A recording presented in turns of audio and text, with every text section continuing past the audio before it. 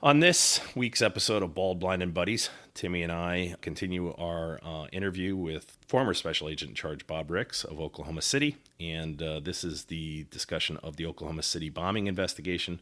Most people of our age demographic will remember exactly where you were on April 19th, 1995.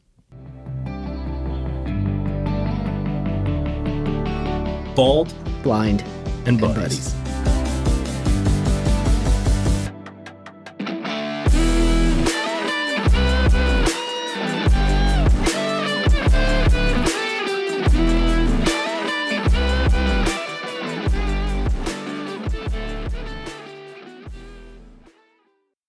Hey, happy Sunday to you, Timmy C. How was your Labor Day, pal? It was good. It was low key, but good. How about you? Barbecue or anything? Anything traditional Labor Day? Hot dogs and burgers and such?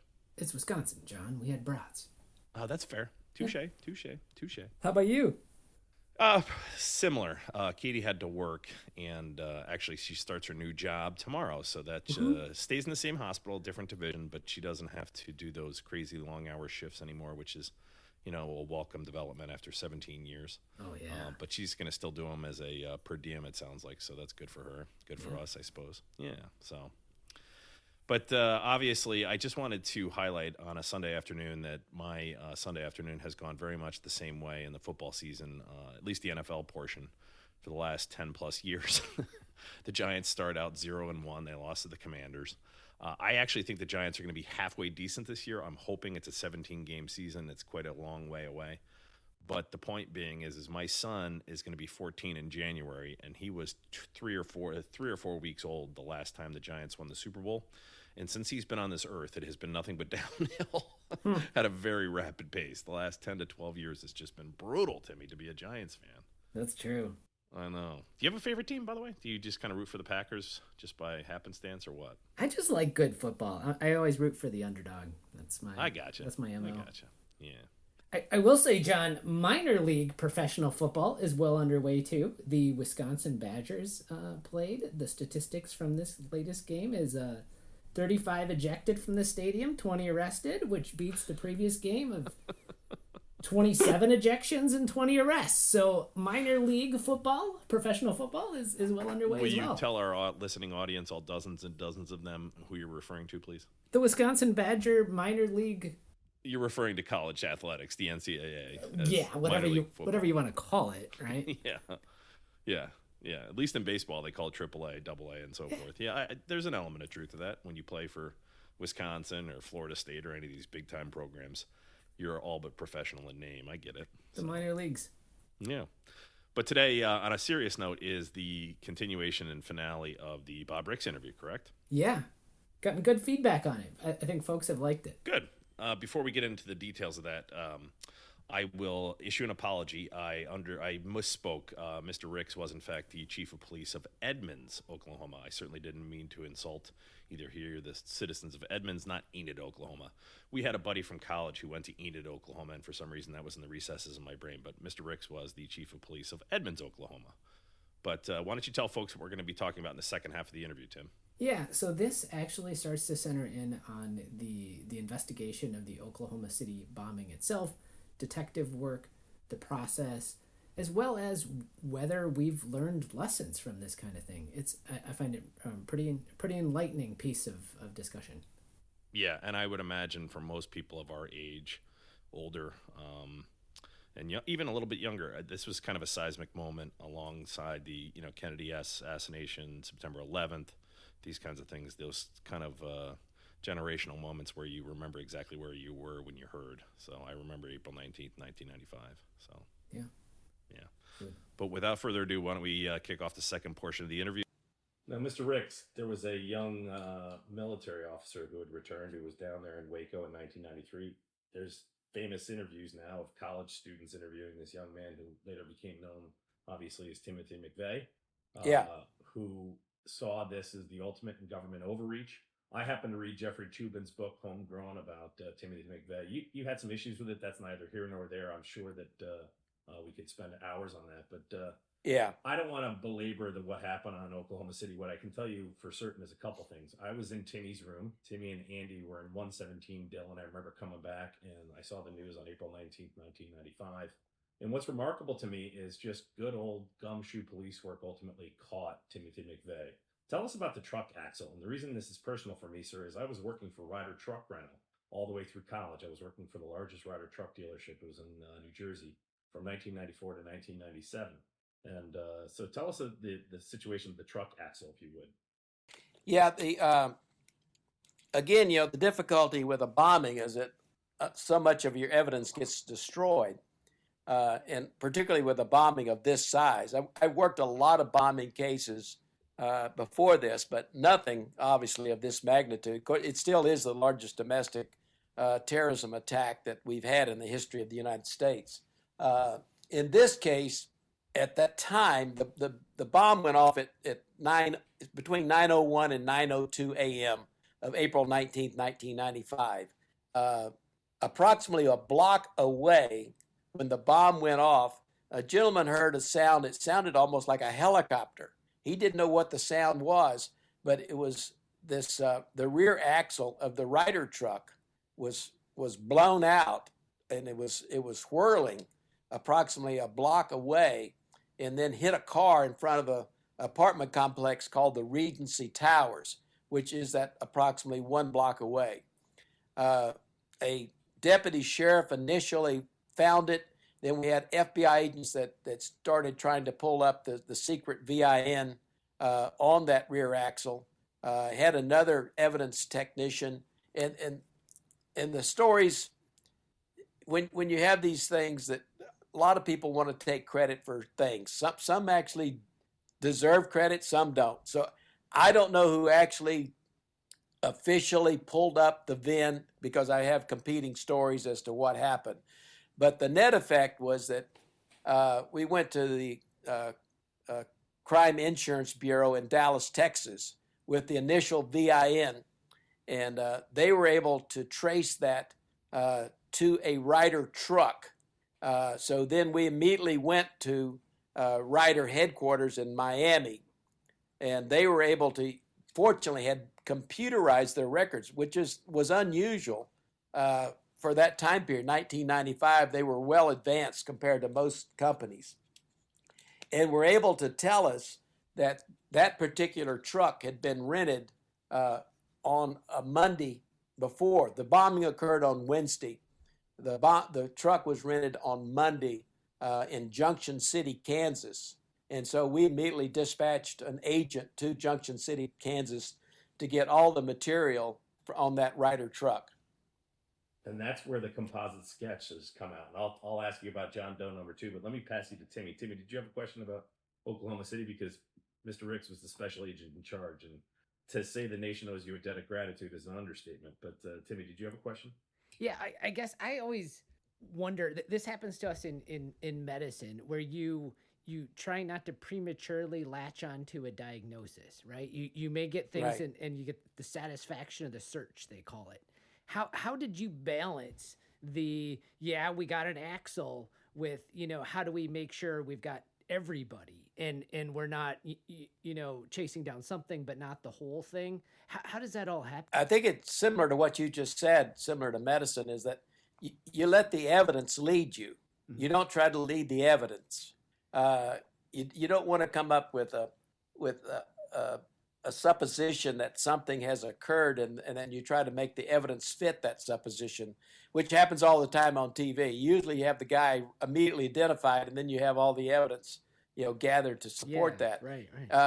We had a lot of people that were making guesses as to who was responsible, because initially the media was putting out that it was Middle Eastern terrorism. Mm-hmm. We never put that out. What really precipitated that was we had a couple of Congress people who wanted to act like they were smart, which most of them aren't, and pretend like they... You're not going to hear much disagreement from either side of the aisle here, sir. Yeah. And pretend like they had inside information and said, this is obviously Middle Eastern terrorism. Well, they didn't have any idea what they were talking about. We did have a couple of reports that got released, that got leaked, that there were people of Middle Eastern origin that had been seen around the building. But we have Middle Eastern people all over Oklahoma City, which was, not necessarily unusual. But when I was going to the building, when I got a call about the bombing, I really didn't focus on the day being April 19th initially. I did the first year. I really thought we would have a reprisal the first year afterward, because in April of '94. '94, Gotcha. because the rhetoric was getting so intense in the Midwest area of the United States. It probably had died down on the East Coast, but out here, the drumbeat was really loud, and I expected something to happen. So I was terribly relieved that nothing had happened in '94. And with like any other time period, after 2 years, you think, well, maybe we've gotten through this. So I really wasn't focused on April 19th, 1995. But my assistant agent called me, and as we're chatting about the nature of the bomb as I'm proceeding back to the crime scene, he says, "Bob, you know what today is?" I said, "What do you mean?" He says, "Today's April 19th." And I almost, chills went up and down my spine. And so I had great belief. We called them Bubbas, that this was probably a Bubba job, that it was going to be in reprisal for Waco. To that end, Mr. Ricks, President Clinton, in interviews after the fact, has talked about there was really a violent sort of rhetoric in the Midwest. Why do you suppose that was in the '90s? Just curious. There's always sort of been jingoism and nationalism and such, but I've heard this from multiple people post Oklahoma City, that there was really sort of a bubbling anger, particularly in areas in the middle of the country. Why do you suppose that was, just with the gift of hindsight? I believe that there was a firm belief in their mind that there was government overreach that was taking place. You had more and more gun laws that were coming into effect, and Yeah, McVeigh specifically cited that the assault weapons ban was one of the reasons. right, exactly. And he thought that was just a prelude for total ban. You had a lot of movement around the world of confiscation from Australia to Great Britain. Countries were literally having minor gun laws, and then they used those and followed it up with actual confiscation. So they believed that the assault weapons ban was just the first step. In fact, Tim McVeigh focused a lot on what he called the New World Order. There was he believed that there was this worldwide conspiracy. He even thought the government had inserted a pellet in his rear end when he was over in the Middle East, and they were following him. Oh. Now, was a little bit paranoid, but but that was one of his beliefs that he had shared with others. But back to groups, there were these kind of like shortwave band radio systems that they would share all of this information, and deep in conspiracy theories. You had Ruby Ridge, which had occurred just '92, shortly before that, and also then you had Waco, and with the two together, there was this belief that the government was moving forward to eventually confiscate all the weapons of everyone in the United States, and that there was going to be this new world order of the UN taking over the United States as well, and that the Constitution would be abolished. As if the UN could run anything effectively, right? Exactly. Anybody ever gone to New York, they would realize what a joke. Yeah. Mr. Ricks, will you tell our audience, because I know the story behind it, and I know ultimately what the FBI concluded. Will you tell us the story of John Doe number 2? Because it was only, correct me if I'm wrong, sir, but it was only hours from the time of the explosion at 9:02 on April 19th until you had the truck vehicle identification number, right? And there was a composite sketch done in Junction City, and there was not one, but 2 John Does. And the one looks exactly like Timothy McVeigh. So, you have your man, but there's a John Doe number 2. Tell us about the John Doe number 2. Yeah, quickly back to the rear axle. I had gotten at the scene at approximately 9:30, and the bomb went off between 9:01 and 9:02. After we'd gone through other investigative matters and a lot of things that were going on. The mayor had asked to meet with myself and the police chief and the fire chief to discuss responsibilities. As I was walking to the mayor's office, and it was easier to walk than to drive, I came across two FBI agents and a deputy sheriff overlooking this rear axle. And I told them to guard that with their lives because that was going to be probably the key piece of evidence that we were going to have that day. So that rear axle ultimately led us to Junction City, Kansas. And so we were there that afternoon getting the information from that rental. And we learned that a gentleman by the name of Robert Kling had picked up that Ryder truck on Monday, the week of the bombing, and there were three people inside the rental offices that were there. There was the owner of the Ryder truck. It was a Ryder truck rental and also a garage. They did car repair. There was a mechanic. His last name was Kissinger, and then there was a clerk that worked behind the counter. When we interviewed the people there, the gentleman that had the best recollection of the description of the people involved was the mechanic named Kissinger, and he is the one that we used to do the artist conception. He was convinced that the two people had come in that day, and he gave an excellent description, one that looked just like Timothy McVeigh. And then he did a second one that he said the guy was hanging around. Kissinger he was very sharp in his ability to recall faces and descriptions. It's a gift. Some people can do it, and others, couldn't describe their own wife if they had to.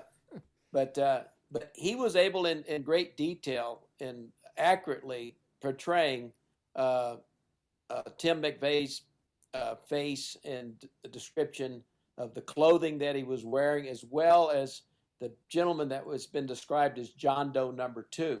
With great accuracy, he was able to put together a description sufficient enough that the artist could put together a picture of him as well. I keep hearing that we did nothing to try to identify John Doe number 2, that we just gave up, and nothing could have been further from the truth. We did everything in our power to, and initially believed that John Doe number 2 was a participant in the bombing, just based on his supposedly being with Timothy McVeigh.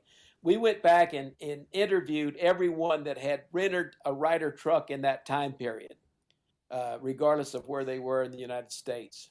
And eventually, we came upon... Wait a minute, say that. I'm sorry to interrupt. You interviewed everyone who had rented a Ryder truck during that time period in the United States? That time period from Junction City, Kansas. Oh, okay. I was going to say. Not everyone in the United States, no. No. Yeah, because as they say at the top of the broadcast, I had worked for a Ryder truck rental. I don't remember the FBI coming in, but that would have been, even right. That is quite a slog. But please continue, sir. I'm sorry.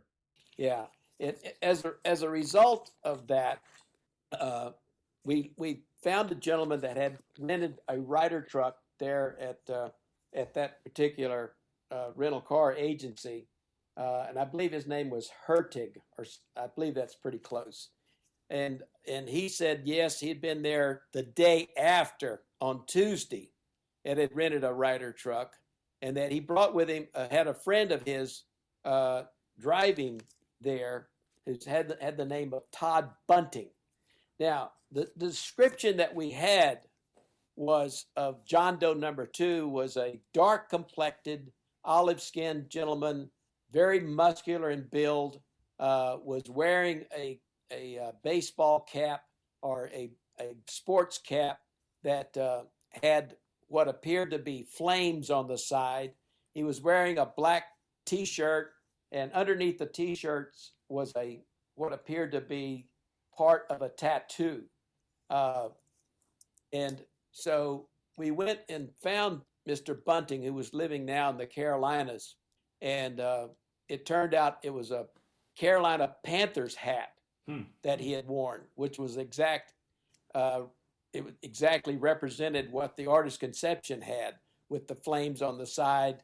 And he said he had been there. He was wearing a black T-shirt, and he had a tattoo on his arm underneath that black T-shirt, which was of a Playboy bunny, and it was the legs of the bunny that were appearing outward. So we took his picture and went back, and he fits the description to a T. Very muscular, dark skinned, and we go back to Kissinger, and he says, absolutely, there's no doubt this is the guy I was trying to describe. Do you think that he perhaps conflated the two? Because his description of McVeigh, Timmy, of course, you're not privy to composite sketches, but it's pretty darn close to Timothy McVeigh. Do you think that Mr. Kissinger just kind of conflated the two a day apart? I think he just got confused, as people do, as you know, teaching evidence. He remembered. At first, I thought, well, maybe I think Hertig, the gentleman that had rented the truck on Tuesday, maybe it was his description, because it's a military town, and mostly are military transfers is why they're getting Ryder truck rentals. But he doesn't look anything like Timothy McVeigh. So you have the one fellow that was with Bunting. He doesn't look anything like Timothy McVeigh, but the artist's conception is dead on with regard to Timothy McVeigh. And I think Kissinger, when he was thinking back, mentally he was looking at people that had rented. He got the one right. He got Timothy right. He got the associate right, but it was not the associate that was with Timothy McVeigh. Yeah. Timothy McVeigh came there completely by himself. Now, to that end, 3 people have ultimately been found guilty in association with Oklahoma City. Terry Nichols, who is in Supermax prison today in Colorado. Timothy McVeigh, who was executed in 2001. And, of course, Michael Fortier, their kind of army buddy, as it were, who is there in Arizona. Michael Fortier and his wife both provided testimony for the prosecution in the case. Michael Fortier served time and is now out in witness protection. What are your thoughts about Michael Fortier and Terry Nichols as secondary to the situation in Oklahoma, to the bombing in Oklahoma? Well, they're both despicable human beings. Both could have stopped this with one phone call. In the case of Terry Nichols, it was not necessary for his cooperation, but as you know, when you have trials, you have to have a story, and you have to be able to tell the story, and you have to put together, what happened.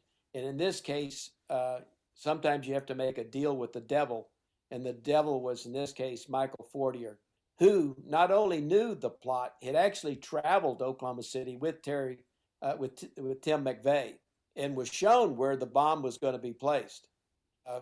And at not the last second, but I think once he did the trip with Tim, he realized this was going to happen, and that's when he backed out. And that's another reason why he had to go back to Terry Nichols, is that he had to have somebody to assist him in making the bomb. But also, Michael Fortier's wife was very much involved.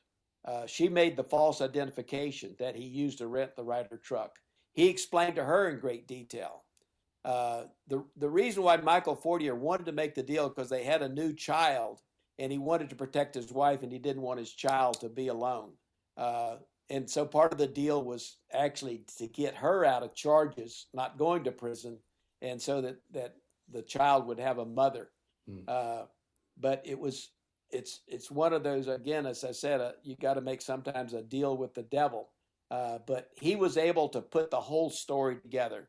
Now, we had a pretty good idea of the story, but it was good to have an inside person to put all the small details together. And as an aside, I think it's a testament to the idealism of America that everyone is entitled to a defense, even the most heinous and despicable, as you say, despicable human beings. Timothy McVeigh, despicable human being. But he's entitled to a defense. We're going to be interviewing, because this is the 30th anniversary of Oklahoma City, obviously, which is hard to believe. But we're going to be interviewing one of his attorneys, Randy Coyne, in the coming weeks. Is there anything in particular that you want me to ask Mr. Coyne? I don't think attorney-client privilege applies anymore. In actuality, Tim McVeigh himself has come out and has fully explained his participation and showed no remorse. I'm the same way. I'm an attorney. I believe very firmly that everyone has the right to defense. Only thing I don't, I've never seen a criminal trial where there's not some form of perjury that takes place, and it's usually justified. They're presenting alternative facts, which is an oxymoron to begin with. I believe in the process, and I think we have the best process in the world. But if we actually gave alternative facts, we would go to prison. While the defense are usually hailed if they can get somebody off by presenting such information, and they can become very rich. Yeah, Pardon me? Correct me if I'm wrong. When you're interrogating, say the police or the FBI, they don't have to speak total truth, right? That is absolutely correct. But once we enter the court system, we have to speak 100% the truth, or we are liable. Right. I went a period of 20 years where I did not, where I always had a lawsuit pending against me. And at one time, because of the Waco situation, I had over $2 billion that was outstanding as in liabilities that had been filed against me. Wow. That hangs over. Yeah, I don't know what FBI agents make, sir, but I'm pretty sure it's not $2 billion. So. Yeah, I wouldn't have been able to satisfy that judgment. No. Right. Is there anything you want me to ask, Mr. Coyne? Just FYI, or just revisiting that? Not really. Okay. I think I'm satisfied with what happened, and I don't know that he has any inside information. I would that would be the question: is there anything that has not been publicly released that he might be able to provide? Okay.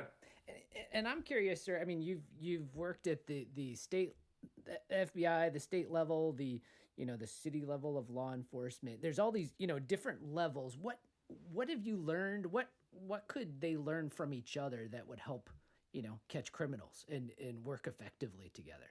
We would work actually extremely well in Oklahoma. It's not always that way, particularly in larger communities.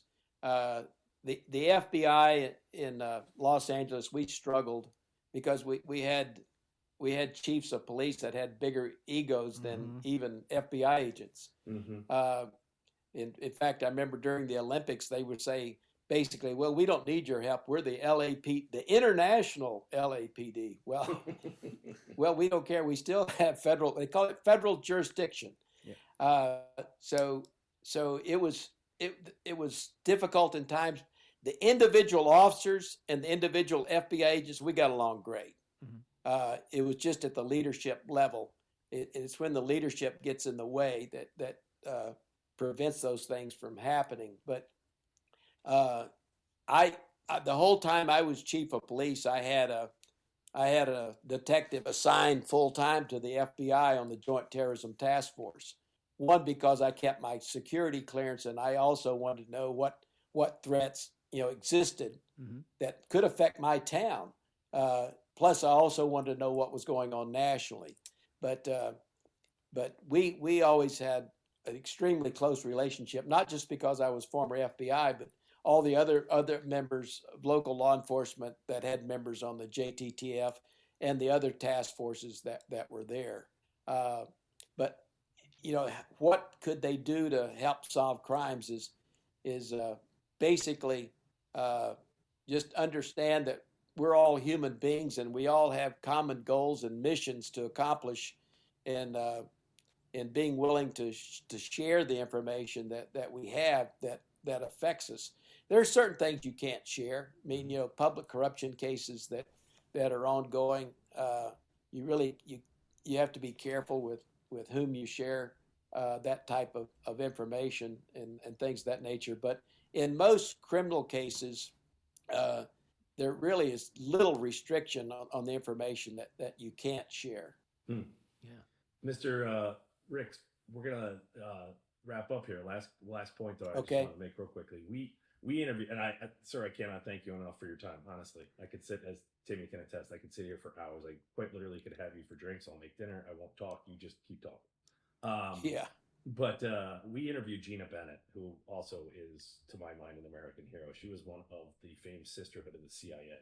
And it was a group of analysts that were targeted, or that were tasked, I should say, with targeting bin Laden post September 11th. Yeah. And we had her on, and I said, "What did you hear when you heard the words Geronimo for God and country?" Which is, of course, the call sign that meant that they had executed bin Laden, which, of course, they did.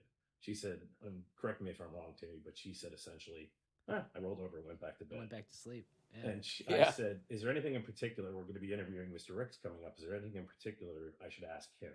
And from one agency to another, she said, "Do you think we've learned much in 30 years?" And I'll just leave it with that. Do you think we've learned much? I don't think so. I think I keep saying I think we're going back and reinvent the flat tire. Why did you say that, sir? We forget sometimes who our true enemies are. We will try to create ones that are not really our true threats to our country. We impose roadblocks. For example, 9/11. It was many of the politicians that got involved. I believe they thought the FBI was a bigger threat to their longevity than international terrorists were. And they set up fences that prevented us from talking to the CIA, and not only to the CIA, they put roadblocks to prevent us from even talking to other agents that were involved in counterterrorism matters that criminal agents couldn't talk to. And as you know, the terrorists are, by their nature, are criminals. They're involved in all kinds of criminal activity while they're doing this. They're not just waiting to carry out their terrorist activity. They really can't resist themselves. They're going to steal and lie and rape and assault and to prevent that type of communications. But we had information sufficient in our files if we would have been able to share with CIA and our own FBI people that I think we could have put the whole thing together. September 11th, you mean? Yeah, but because of the roadblocks that had put in between us. When I was deputy assistant director, I was in charge of the counterterrorism program. I was with the CIA at least weekly, and sometimes more often than that. We carried out operations throughout the whole world, and it was only after that they decided that, well, that's not a good thing. Why should we share information? That'd be awful. Some politician's name might come up. So we had to make sure that didn't happen. But what I think is, it's almost like, seems like every 10, 15 years, it's like we start all over again. Like there's no memory of what's transpired.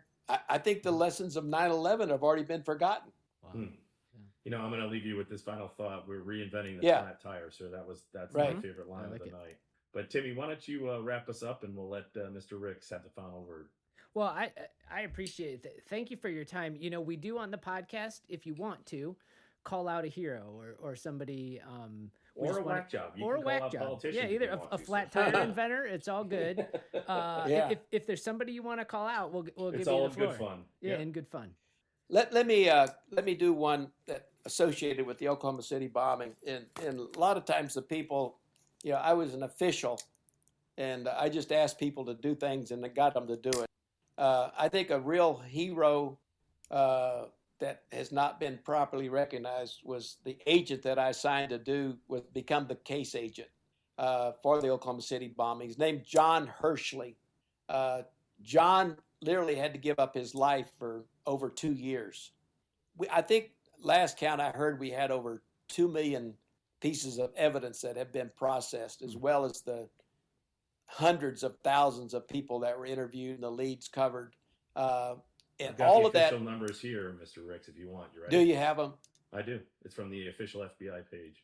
By the time it was over, the Federal Bureau of Investigations had conducted more than 28,000 interviews, followed some 43,000 investigative leads, amassed 3.5 tons of evidence, and reviewed nearly 1 billion pieces of information. Right. Wow. And the person who had to oversee that and which is just a massive operation, and take all that information and give it to attorneys and bring it into a court of law, was John Hershey, and also Larry Tungate, who handled the Kansas end of the operation. But those are the two key agents that held and put this whole case together, which was just a magnificent operation. I believe that this was the FBI's finest hour.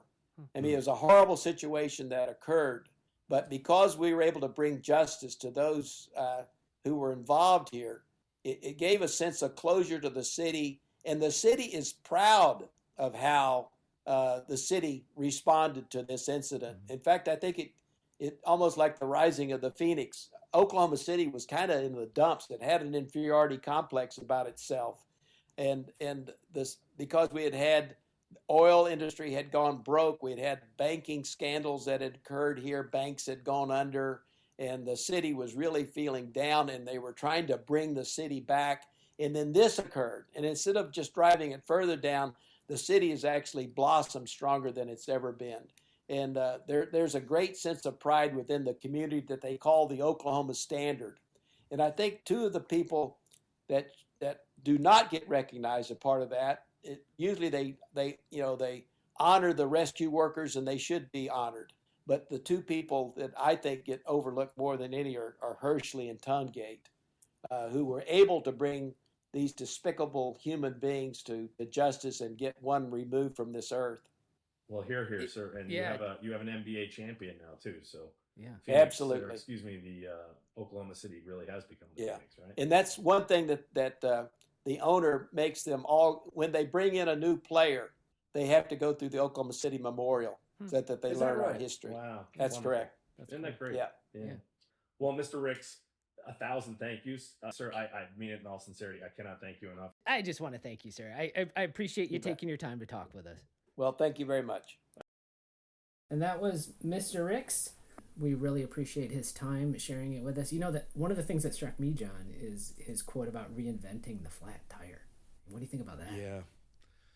You know, one of the things that I found from having spoken to Gina Bennett and now Bob Ricks and some other professionals that are in this space, it leaves me almost both hopeful and dismayed at the same time, if that's possible. You know, competing thoughts can exist in your brain, which is, I'm very thankful. And as I've said before, we owe some of these folks a debt of gratitude that shall never be repaid. But, you know, you kind of leave with the sense of, have we learned much, right? Yeah. Well, and just the patience that these folks have to, you know, to make progress in the systems we build. You know, the systems are necessary, but, you know, Bob Ricks, especially, progress and things were done at a person-to-person level. You know, he said the people I was dealing with were fine. It was all the barriers and systems. It's pretty fascinating. It is fascinating, yeah. So, but I could listen to Mr. Ricks, as I said, for hours and hours, and he has been kind enough to let us know that he would be interested in potentially being a repeat guest, because he has some information about Abscam as well, which we can talk about. But And he just likes your fascinating. jerky. What's that? And he likes your jerky. He did like my jerky. I sent him some of my spicy smoked honey peanuts, and I said, were they too spicy for you, or something along those lines? And he replied back that, I will remind you that I grew up on the Mexican border. So I think there's, you know, it's different levels of expectation of heat when you're from that area of the country as opposed to, say, Ohio, or Wisconsin, like you and I originally. Yeah. So. Well, Timmy, I'll leave you with you know, my hopes for a good week for you and for yours. And how's your oldest doing in school, by the way, before I forget? He's doing well. Yeah, settling Yeah. in, you know, making friends. I think studying enough. So, yeah, should be good. Good. And how are mom and dad and Paul doing? Oh, we're fine. We're good. Good. Okay. Excellent. Well, listen, pal, all my best for a great week. And this is John Bolin signing off saying, hey, misbehave, drive fast, take chances. And John, I hope Katie's new position goes well and you guys are doing well. And this is Tim saying, if everybody likes what you're doing, you're probably not doing anything worthwhile. Take care out there.